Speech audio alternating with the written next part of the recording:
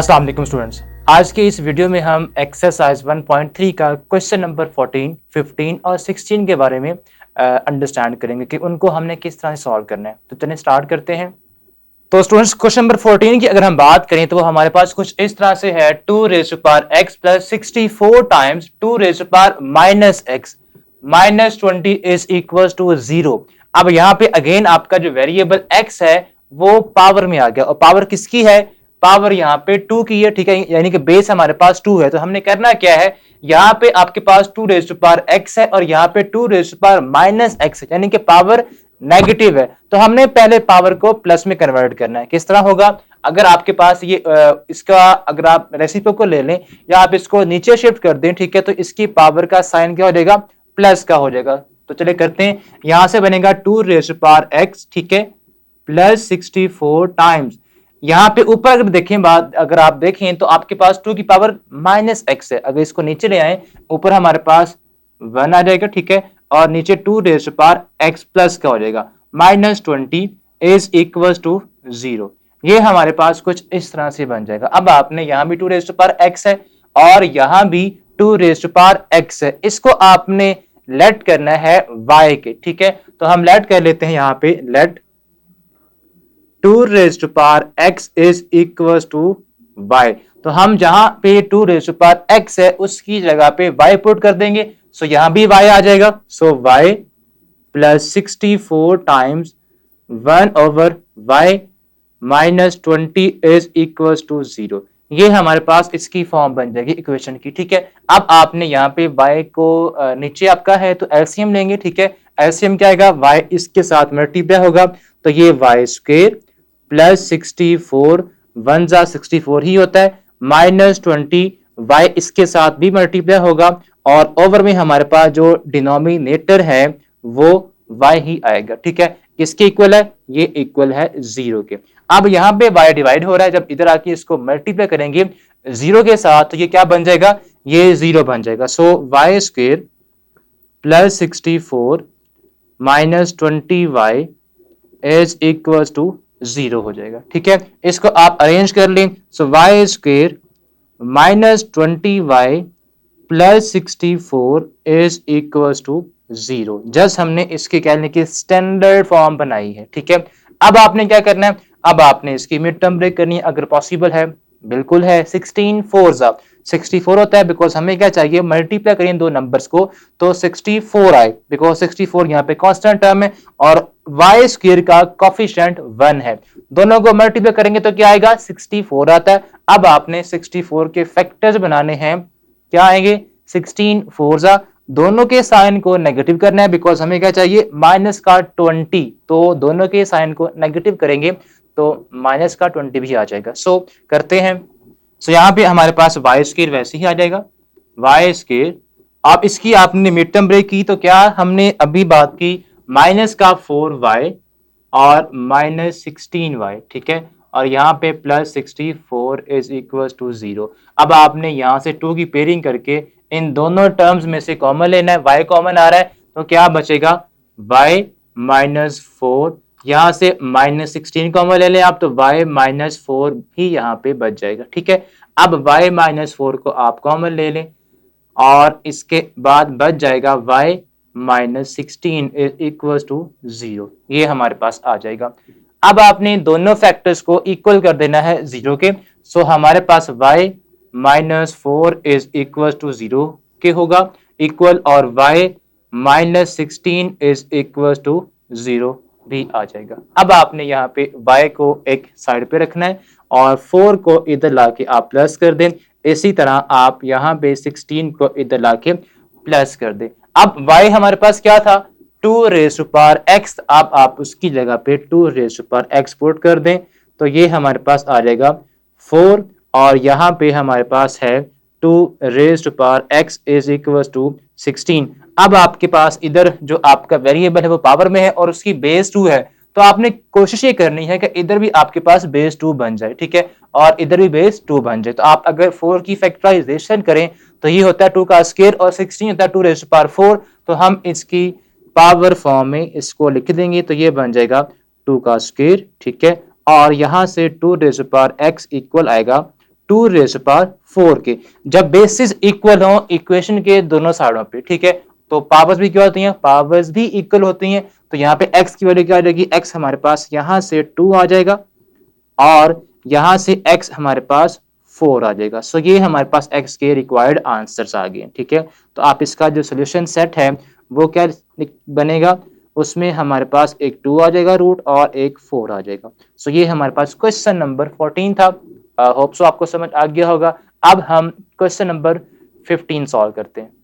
So students question number 15 हमारे पास कुछ इस तरह से है कि आपके पास यहाँ पे फैक्टर्स गिवन है, फैक्टर्स यहाँ पे मल्टीप्लाई हो रहे हैं और किसके इक्वल है, 192 के इक्वल है। तो आपने यहाँ से x की वैल्यू को निकालना है। किस तरह निकालेंगे, आपने पहले जो आपके फैक्टर्स है इनकी ग्रुपिंग करनी है। ग्रुपिंग इस तरह से करनी है कि आपके पास ये जो कांस्टेंट टर्म है यहाँ पे अगर 1 है और यहाँ पे 3, यहाँ पे 5 और यहाँ पे -7 और -5 है। अब आपने ये जो कांस्टेंट टर्म्स है इनको आपने इस तरह से ग्रुप करना है 2-2 की शक्ल में, ठीक है, कि आपके पास 2 का आंसर बाकी 2 के आंसर्स के इक्वल आ जाए। किस तरह, आपने 1 को 3 में ऐड करना है। जस्ट कांस्टेंट की बात हम कर रहे हैं, 3 + 1 4 होगा। अगर इन दोनों को ऐड करें जस्ट कांस्टेंट टर्म्स को, -7 -5 तो -12 होता है, इक्वल नहीं आए, ठीक है। अब आपने क्या करना है, अब आपने ग्रुप चेंज करना है।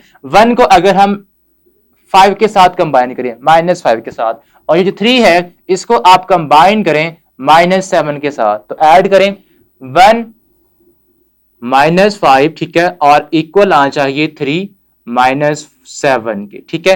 तो इसका आंसर भी क्या आता है, -4, और इसका आंसर भी क्या आता है, -4। तो हम इन दो फैक्टर्स की आपस में ग्रुपिंग करेंगे और इनको फिर हम मल्टीप्लाई भी करेंगे। तो चलें, अब आपने x + 1 को x - 5 के साथ मल्टीप्लाई करना है और x + 3 को x - 7 के साथ मल्टीप्लाई करना है। तो जी स्टूडेंट्स, अब हमने क्या किया, हमने इनको ग्रुप्स में कन्वर्ट कर लिया, ठीक है। आपने 1 और 5 को ज्वाइन किया और 3 और 7 वाले फैक्टर्स को आपस में ज्वाइन कर दिया। अब आपने इनको मल्टीप्लाई करना है, ठीक है, इन दोनों को आपस में और इन दोनों को आपस में करना मल्टीप्लाई। सो ये हमारे पास बनेगा x × x का स्क्वायर, उसके बाद -5x + x, ठीक है, और -5 आ जाएगा। और जब आप इन दोनों को मल्टीप्लाई करेंगे तो अगेन x का स्क्वायर -7x + 3x, ठीक है, और -7 3 21 आ जाएगा। किसके इक्वल है, इक्वल है ये 192 के। अब आपने स्टूडेंट्स क्या करना है, अब आपने इसको सिंप्लीफाई करना है। तो ये हमारे पास बन जाएगा x का स्क्वायर -4x, ठीक है, -5, और इन दोनों को भी आप सॉल्व करेंगे जो आपके x टर्म्स हैं, ठीक है, तो -4x ही बचेगा, ठीक है। और यहाँ पे स्टूडेंट्स आ जाएगा हमारे पास -21, ठीक है, इज इक्वल टू 192, ठीक है। अब आपने करना क्या, अब आपने यहाँ पे एक चीज ऑब्जर्व करें, x² -4x और x² -4x दोनों क्वाड्रेटिक इक्वेशन या फैक्टर्स के अंदर सेम है। तो आप इसकी जगह पे x² -4x और यहाँ भी क्या x² -4x, आप इसको लेट कर लेंगे y के इक्वल। तो हम लेट करते हैं, लेट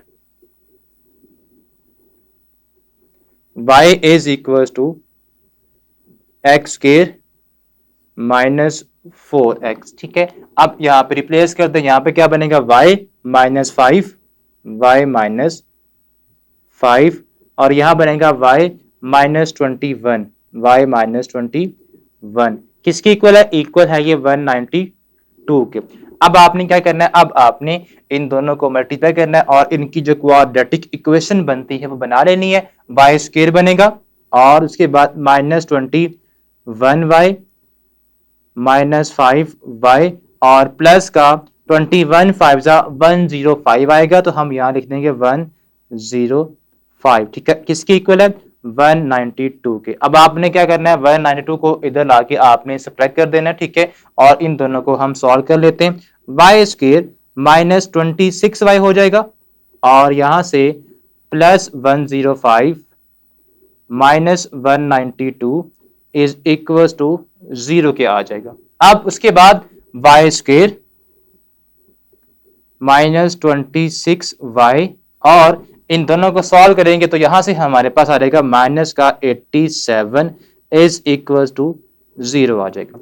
तो जी स्टूडेंट्स, अब हम इसकी मिड टर्म ब्रेक करके लिखेंगे तो आपके पास 26y को आप मिड टर्म में कन्वर्ट कर सकते हैं, इसको स्प्लिट कर सकते हैं, प्लस का 3 और माइनस का 29, तो हम लिख देंगे यहाँ पे वाई स्क्वेयर, उसके बाद प्लस 3y और माइनस का 29y, ठीक है, और यहाँ पे माइनस का 87 है, किसके इक्वल है, 0 के। यहाँ से आप y कॉमन लें तो क्या आता है, y प्लस 3 और माइनस 29 y प्लस 3 बचेगा इज इक्वल टू 0। तो यहां से हमारे पास एक फैक्टर आएगा y plus 3 is equal to 0 आप कह लें, ठीक है, और एक हमारे पास y minus 29 is equal to क्या आएगा, 0 के आएगा। अब हमारे पास जो y था वो किसके इक्वल था, वो हमने खुद यहाँ पे पुट किया था, लेट किया था x स्क्वायर माइनस 4x के, तो वो हमने यहाँ रिप्लेस कर देना जहां जहां पे y है, तो ये बनेगा x square minus 4x plus 3 is equal to 0, और यहां भी x square minus 4x minus 29 is equal to 0, ये हमारे पास आ जाएगा। अब आपने यहाँ पे इसकी मिड टर्म ब्रेक करनी है और यहाँ पे आपने क्वाड्रेटिक फार्मूला अप्लाई करना है, बिकॉज यहाँ पे 29 वन 29 ही होता है। अब 29 एक प्राइम नंबर, जिसके हम मजीद 1 और 29 के फैक्टर्स के अलावा इसका कोई और फैक्टर नहीं बना सकते, तो इसकी मिड टर्म ब्रेक पॉसिबल नहीं है। जस्ट आप इसकी मिड टर्म ब्रेक कर दें और इसके ऊपर आपने क्वाड्रेटिक फार्मूला अप्लाई करके जस्ट आपने क्या निकालना है, इसका आंसर निकाल लेना है, ठीक है। अब हम क्वेश्चन नंबर 15 को देखते हैं कि उसमें हमने 16 को देखते हैं कि उसको हमने किस तरह से सॉल्व करना है। तो जी स्टूडेंट्स, अब क्वेश्चन नंबर 16 की अगर स्टेटमेंट की बात करें तो वो हमारे पास कुछ इस तरह से है, x minus 1 into x minus 2 x minus 8 into x plus 5, ठीक है। आपने यहाँ पे अगेन क्वेश्चन नंबर 15 की तरह इसके दो दो फैक्टर्स को मल्टीप्लाई करना है। अब किन को करना है मल्टीप्लाई, किन फैक्टर्स को करना है मल्टीप्लाई, तो उसके लिए आप क्या करेंगे, आप फर्स्ट 2 को अगर देखें, यहाँ पे जो कॉन्स्टेंट है वो -1 है और इसका कांस्टेंट क्या है, -2, और ये इक्वल आना चाहिए।